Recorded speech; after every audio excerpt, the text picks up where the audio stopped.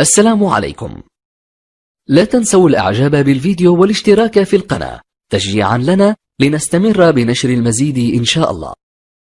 وعن أبي خبيب بضم الخاء المعجمة عبد الله بن الزبير رضي الله عنهما قال: لما وقف الزبير يوم الجمل دعاني فقمت إلى جنبه فقال: يا بني، إنه لا يقتل اليوم إلا ظالم أو مظلوم، وإني لا أراني إلا سأقتل اليوم مظلوما، وإن من أكبر همي لديني، أفترى ديننا يبقي من مالنا شيئا؟ ثم قال: بع مالنا واقض ديني. وأوصى بالثلث وثلثه لبنيه، يعني بني عبد الله بن الزبير، يقول: ثلث الثلث. قال: فإن فضل من مالنا بعد قضاء الدين شيء فثلثه لبنيك. قال هشام: وكان ولد عبد الله قد وازى بعض بني الزبير خبيب وعباد، وله يومئذ 9 بنين و9 بنات. قال عبد الله: فجعل يوصيني بدينه ويقول: يا بني، إن عجزت عن شيء منه فاستعن عليه بمولاي. قال: فوالله ما دريت ما أراد، حتى قلت: يا أبت، من مولاك؟ قال: الله. قال: فوالله ما وقعت في كربة من دينه إلا قلت: يا مولى الزبير، اقض عنه دينه، فيقضيه.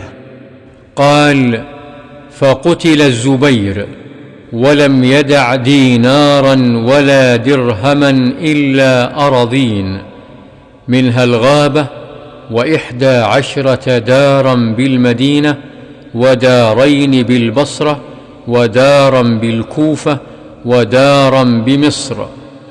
وإنما كان دينه الذي كان عليه أن الرجل كان يأتيه بالمال فيستودعه إياه، فيقول الزبير: لا، ولكن هو سلف، إني أخشى عليه الضيعة، وما ولي إمارة قط، ولا جباية ولا خراجا ولا شيئا، إلا أن يكون في غزو مع رسول الله صلى الله عليه وسلم، أو مع أبي بكر وعمر وعثمان رضي الله عنهم.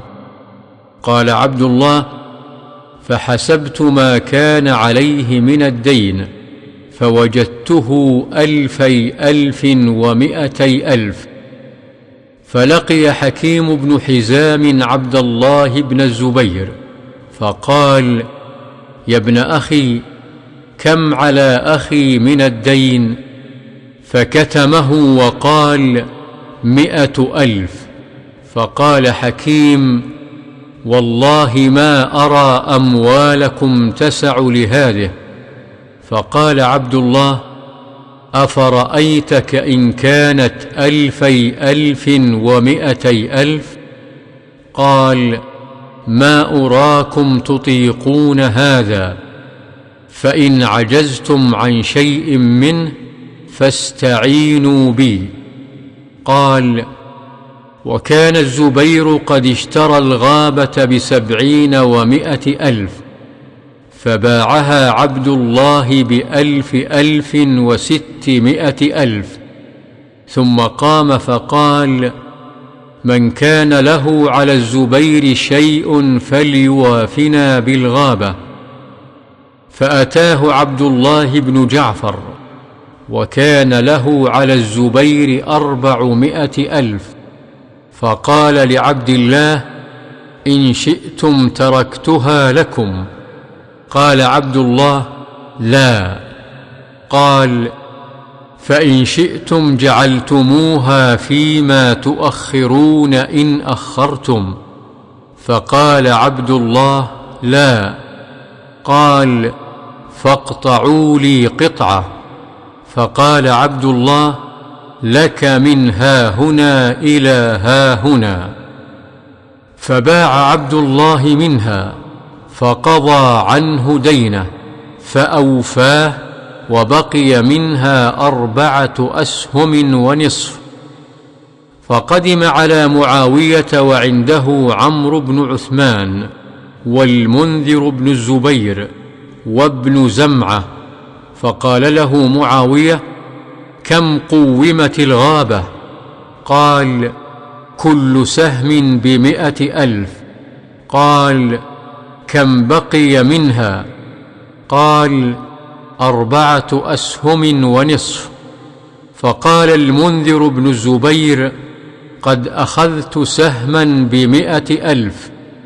وقال عمرو بن عثمان: قد أخذت سهما ب100,000. وقال ابن زمعة: قد أخذت سهما ب100,000.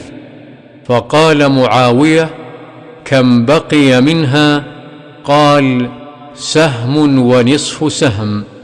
قال: قد أخذته ب50 و100,000. قال: وباع عبد الله بن جعفر نصيبه من معاوية ب600,000. فلما فرغ ابن الزبير من قضاء دينه، قال بنو الزبير: اقسم بيننا ميراثنا. قال: لا والله، لا أقسم بينكم حتى أنادي بالموسم 4 سنين. ألا من كان له على الزبير دين فليأتنا فلنقضه. فجعل كل سنة ينادي في الموسم. فلما مضى 4 سنين قسم بينهم. قال: فكان للزبير 4 نسوة، فأصاب كل امرأة 1,000 و100,000، فجميع ماله 50,000 و100,000. رواه البخاري. إن أعجبك الفيديو لا تنسى الإعجاب والاشتراك في القناة تشجيعا لنا لنستمر بنشر المزيد إن شاء الله.